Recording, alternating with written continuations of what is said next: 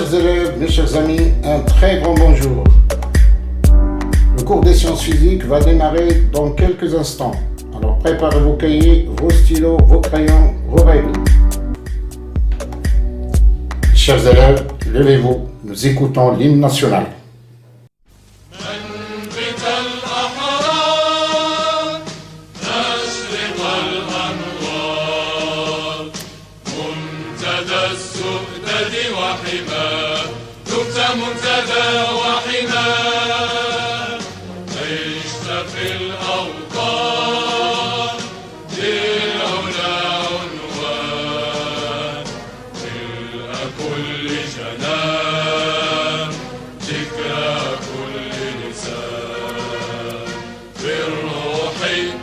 بالجسد هب فتاك لب نداك في فمي ولدمها وكتر نور ونار إخوتي هيا للعلا سعيا نشهد الدنيا أنه لا نحيا بشعار الله الوطن الملك. Bien, aujourd'hui, nous sommes le 9 avril 2020. Nous arrivons donc à notre avant-dernière leçon dans le programme de cette année. Aujourd'hui, on va parler d'un sujet très important. On va parler de quelque chose qui fait partie de notre vie quotidienne. Une chose que nous consommons beaucoup, même trop parfois. Et des fois, lorsqu'on ne fait pas attention, ça peut conduire à des incendies. Alors, comme au début de chaque leçon, je vous laisse découvrir le sujet par vous-même. Je viens de partager avec vous l'écran de mon PC.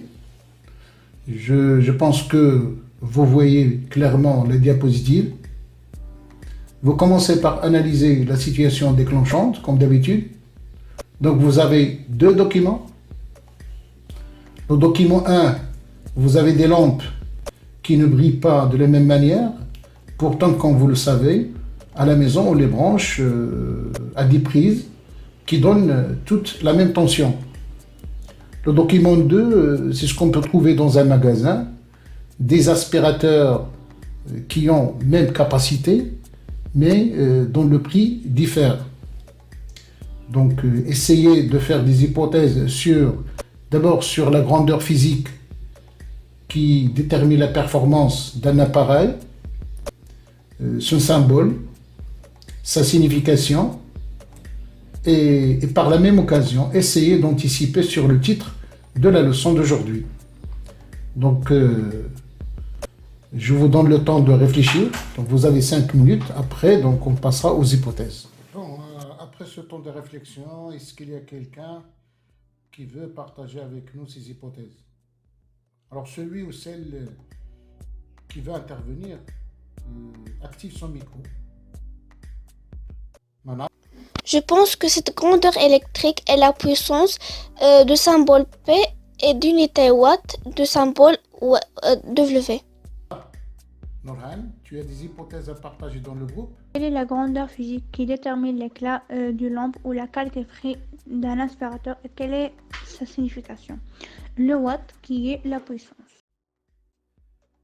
N'oubliez pas de noter vos hypothèses sur une feuille de brouillon parce qu'on va y revenir à la fin de la séance. On commence par l'activité 1. Dans cette activité, on va voir ce que signifie W ou bien la lettre W ou bien le symbole W qu'on trouve sur les fiches signalétiques des appareils électroniques. Alors pour ce faire, vous avez deux documents. Vous avez un document ici, donc c'est un exemple de fiche signalétique d'un appareil électrique sur laquelle on peut lire quelques données ou valeurs électriques. C'est à vous de les déterminer avec un petit texte qui nous explique un petit peu ce qui est la puissance. Et puis dans le document 2, vous avez quelques exemples d'appareils électriques, une lampe à basse consommation, ordinateur, robot pâtissier, aspirateur. Au-dessous, vous avez donc les données ou les valeurs caractéristiques, les valeurs électriques caractéristiques de chaque appareil.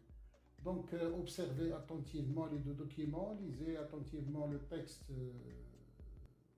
et puis donc, essayez de répondre aux questions de l'activité. Donc, je vous donne 10 minutes pour réaliser cette activité. On se retrouve après.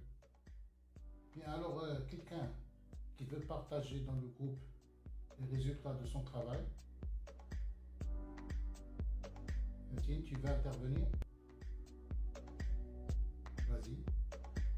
À quoi correspond l'indication de puissance sur un appareil électrique? L'indication de puissance sur un appareil électrique signifie sa puissance nominale, c'est-à-dire la puissance qui doit être réalisée par un appareil pour fonctionner normalement.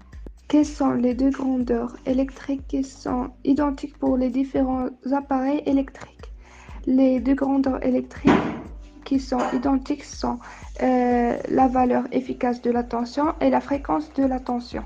Les appareils électriques domestiques ont-ils la même puissance? Non, ils n'ont pas la même puissance. Signifie la valeur en watts sur la fiche signalétique de l'appareil. Signifie sa puissance nominale. Quel est l'appareil qui produit l'effet le plus important et celle qui produit le moins d'effet? L'appareil qui produit l'effet le plus important, c'est l'aspirateur, et celle qui produit le moins d'effet, c'est la lampe. Quel est l'appareil qui a la puissance minimale la plus faible et celle qui a la puissance nominale la plus élevée? L'appareil qui a la puissance minimale la plus faible, c'est la lampe, et l'appareil qui a la puissance nominale la plus élevée, c'est l'aspirateur. Donc, effectivement, l'indication de puissance sur un appareil électrique qui est là,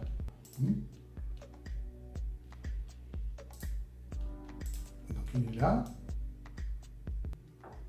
il correspond effectivement à la puissance nominale.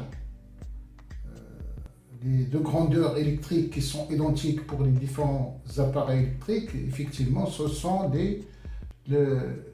la tension et la fréquence, qui sont identiques pour tous les appareils. Les appareils électriques domestiques, est-ce qu'ils ont la même puissance? Non, on le voit. Donc, la lampe qui produit le moins d'effet donc a la puissance la plus faible, et l'aspirateur qui produit le plus d'effet, donc il a une puissance qui est plus élevée, 1600 watts. Alors, c'est quoi la puissance électrique? Alors, la puissance électrique en watts, c'est sur un appareil électrique, c'est sa puissance nominale. Donc, alors, la puissance qui est indiquée en watts sur l'appareil, c'est bien donc sa puissance nominale. Et c'est quoi la puissance nominale? C'est la puissance électrique que doit recevoir un appareil pour fonctionner normalement. C'est-à-dire que cet appareil, pour fonctionner normalement, il doit recevoir 120 watts. Évidemment, s'il reçoit moins de puissance, il ne va pas fonctionner normalement.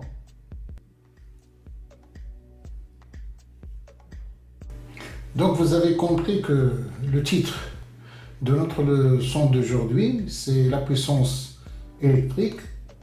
Donc, prenez vos cahiers de leçons, vous écrivez la date d'aujourd'hui, le titre, la puissance électrique, puis vous recopiez l'introduction. La plupart des appareils électriques fonctionnent par la tension du secteur, mais leur performance dépend d'une autre grandeur électrique qui est la puissance. Alors, qu'est-ce que c'est la puissance électrique? Quelle est sa signification? Quelles sont les grandeurs électriques dont elle dépend? Et pourquoi c'est important de connaître cette grandeur physique lorsqu'on veut acheter un appareil électroménager ou tout autre appareil électronique? Alors, vous avez terminé. Donc, vous écrivez activité 1, le titre de l'activité, vous laissez de la place pour coller le document et vous passez directement donc à écrire, recopier le bilan de cette activité. Je fais le bilan. La puissance indiquée sur un appareil électrique est sa puissance nominale. c'est-à-dire la puissance électrique reçue dans les conditions normales d'utilisation. Dans le système international, l'unité légale de la puissance est le watt de symbole ouvrier. Celui usuel le kilowatt, 1 kilowatt est égal à 10 watts, est égal à 1 à la puissance 3 watts. 10 est égal à 10, est égal à 10 puissance 3 watts. Elle est égale à 10 puissance 3 watts. Le mégawatt, 1 mégawatt est égal à 10 à la puissance 10 puissance 6 watts. Gigawatt est égal à 1 gigawatt est égal à 10 puissance 9. À la maison, les lampes à incandescence ont une puissance nominale d'environ 100 watts. Les appareils électroménagers chauffant une puissance nominale d'environ 1000 watts. Le tableau donne quelques ordres de grandeur de puissance électrique domestique. Téléviseur 200 watts. Fer à repasser 1,2 kW. Lave-linge 2,5 kW. Four électrique 3 kW. Réfrigérateur 300 watts. Merci. Donc vous recopiez le bilan. On passe maintenant à la deuxième activité. L'objectif de cette activité est de déterminer l'expression de la puissance électrique. On va déterminer aussi quelles sont les autres grandeurs électriques qui interviennent dans cette expression. Et pour réaliser cette activité, on va travailler en mode simulation. Donc vous trouverez dans Discord un fichier flash, mais aussi une adresse internet pour ceux qui utilisent un PC, donc ils peuvent accéder directement à la simulation. Donc on va essayer de suivre donc, cette simulation avec quelqu'un qui utilise un PC et on en fera une conclusion ou bien une synthèse à la fin.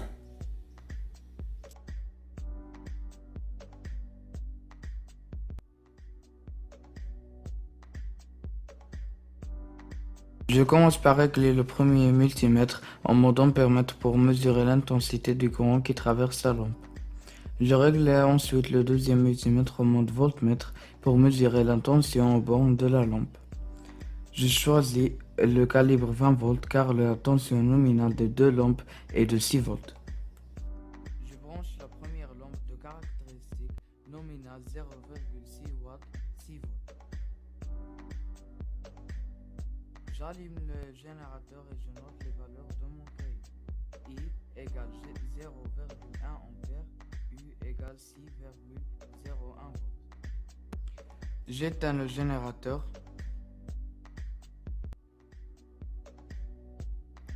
Et je branche la deuxième lampe de caractéristique nominale 2,4 watts 6 volts.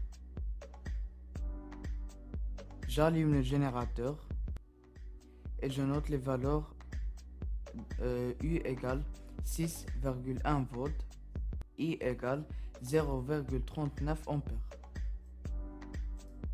J'éteins le générateur et je branche la troisième lampe de caractéristique nominale 1,8 watts et 6 volts. Et j'allume le générateur. Je note les résultats dans mon cahier.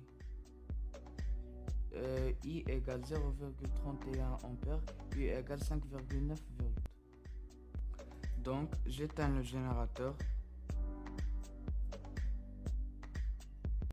et je branche la quatrième lampe de caractéristique nominale 6 watts 6 volts. Et j'allume le générateur. I égale 0,95 ampères, U égale 6,3 volts. Pour chaque lampe, je calcule U fois I et je remarque que la valeur calculée est à peu près égale à la valeur de la puissance nominale de chaque lampe. Alors la première chose qu'il faut remarquer, donc, c'est déjà le montage. Le montage à mettre en place pour mettre en évidence cette expression de puissance électrique. Donc vous avez un générateur, une douille, c'est là qu'on va mettre les lampes. Et puis donc un multimètre qu'on doit régler en mode ampère-mètre et un autre multimètre qu'on doit régler en mode voltmètre avec un calibre de 20 volts. Donc je prends une lampe, voilà, une caractéristique nominale 0,6 watts, 6 volts, et puis je mesure l'intensité du courant qui traverse la lampe et la tension au bord de la lampe, et je reporte les résultats dans le tableau. Quand je fais le produit de l'intensité fois la tension, donc je vais trouver une valeur 6,601 qui est à peu près égale à L1. Donc votre camarade donc, a relevé les mesures suivantes. Voilà. Donc à chaque fois, donc, pour chaque lampe, quand on fait le produit I fois I, donc on trouve des valeurs qui sont approximatives de la puissance nominale. Donc en conclusion, donc, on peut conclure que P, la puissance électrique, est égale à U fois I. P en watts, U en volts et I en ampères. Donc vous écrivez le titre de l'activité dans votre cahier, vous laissez la place pour coller les documents. Donc, 8 lignes à peu près, et vous écrivez le bilan de l'activité. Hamza, tu peux lire le bilan. En courant continu, la puissance électrique P reçue par un appareil électrique est proportionnelle à la tension appliquée et à l'intensité du courant. P égale à U fois I. P exprimé en watts, U exprimé en volts, I exprimé en ampères. En courant alternatif, cette relation n'est valable que pour les appareils ne comportant que des lampes ou des résistors dipôles ohmiques faits à repasser radiateur lampe. U et I désignent la tension efficace et l'intensité efficace. P égale à U efficace fois I efficace. Nous arrivons maintenant à la troisième activité et la dernière, et dans laquelle on va voir qu'est-ce qui va se passer lorsqu'on va brancher plusieurs appareils en même temps. On va voir ça sur un exemple très simple.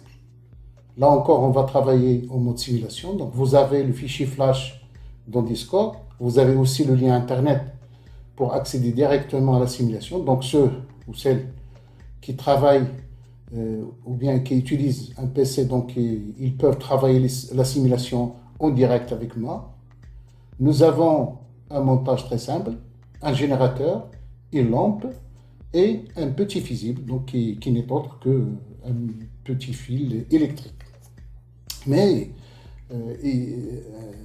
qui a la caractéristique suivante, c'est que l'intensité du courant limite que peut supporter ce fusible est de 630 mA, ça veut dire 0,63 ampères. Donc on va brancher la lampe. Voilà. Alors l'intensité nominale de la lampe, c'est-à-dire l'intensité du courant qui va traverser la lampe, donc on peut le calculer facilement. I est égal à P sur U, est égal à 6 sur 12, donc c'est 0,5 ampères. Donc on allume le générateur. Donc voilà, donc l'ampère-mètre indique justement 0,49 ampères. Donc ça, c'est évidemment ça, c'est l'intensité mesurée. Donc la lampe fonctionne normalement, rien de grave. Maintenant, on va voir qu'est-ce qui va se passer si on branche les deux appareils, les deux lampes en dérivation. C'est à peu près donc la représentation de l'installation domestique. Vous savez que à la maison, donc tous les appareils sont branchés en dérivation. Donc on représente ici en quelque sorte l'installation domestique. Voilà. Donc je branche les deux lampes en dérivation en parallèle et je branche l'ampère-mètre. Voilà. Donc maintenant, si je fais un petit calcul, donc les lampes sont identiques, chaque lampe exige un courant de 0,5 ampères, ça veut dire que donc, les deux lampes en dérivation vont exiger du générateur une intensité qui est égale à peu près 1 ampère. Bon, 1 ampère, donc c'est supérieur à l'intensité limite que peut supporter le fusible ici. Donc on va allumer le générateur pour voir qu'est-ce qui va se passer. Donc quand j'allume, vous voyez que le fusible chauffe et finit par être grillé, conduisant à un coupe-circuit. Donc il y a coupure de circuit, c'est-à-dire il coupe le courant. C'est une manière de protéger les appareils. Alors s'il n'y a pas de questions, prenez votre cahier, vous écrivez le titre de l'activité, vous laissez de la place pour coller le document et vous écrivez le bilan de cette activité. Dans une installation domestique, tous les appareils sont branchés en dérivation.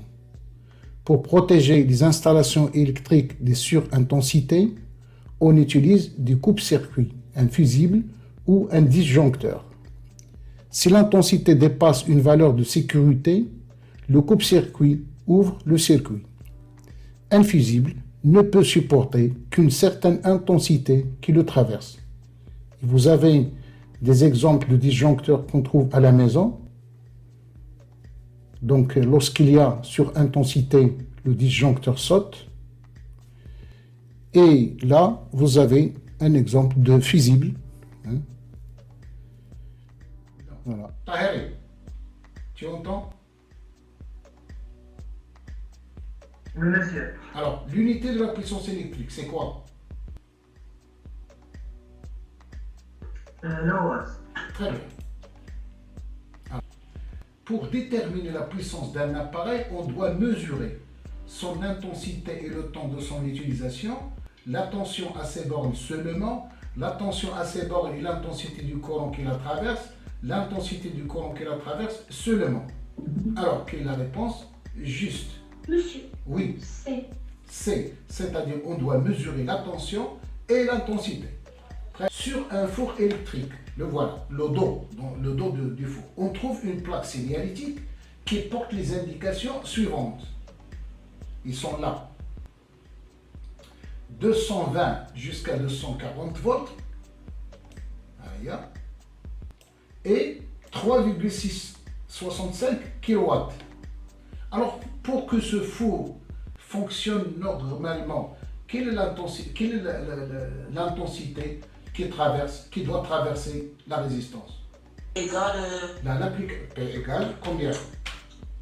3,65 kW. Kilowatt égale? C'est 65. 65. Voilà. Égale combien? 3650. 650. Voilà. Bien. Z. U égale quoi? Égale 220 volts. 220 volts. Donc I I égale combien? 16,52. Les feux de croisement d'une voiture sont des lampes de 18 watts alimentées par une batterie de 12 volts. Alors, quelle est l'intensité qui traverse ces lampes? P égale U fois I. Voilà. Application. Là, qu'est-ce qu'on cherche? Qu'est-ce qu'on cherche? I. I égale E sur I. Voilà. Ensuite, application numérique égale combien? 18 quoi? Watt. Voilà. Donc, Et U égale I égale 12 volts. 12 volts. Bien. Donc, I égale combien? 18 sur 12. 18 sur 12 égale 1,5. 1,5 quoi? Ampères. Ampères. Alors, la cuisine de Madame Samira contient divers appareils électriques. Il contient un lave-vaisselle qui fonctionne avec les valeurs nominales suivantes, 220 volts. Voilà mes chers élèves, nous arrivons au terme de cette séance d'aujourd'hui. J'espère que vous avez passé un moment agréable. N'oubliez pas de soigner vos cahiers, de coller les documents. Si vous avez des difficultés ou des questions, n'hésitez pas à nous contacter soit par WhatsApp, soit par Discord. Un très grand bonjour à vos parents et à toute la famille. Prenez soin de vous et surtout ne sortez pas. Au revoir.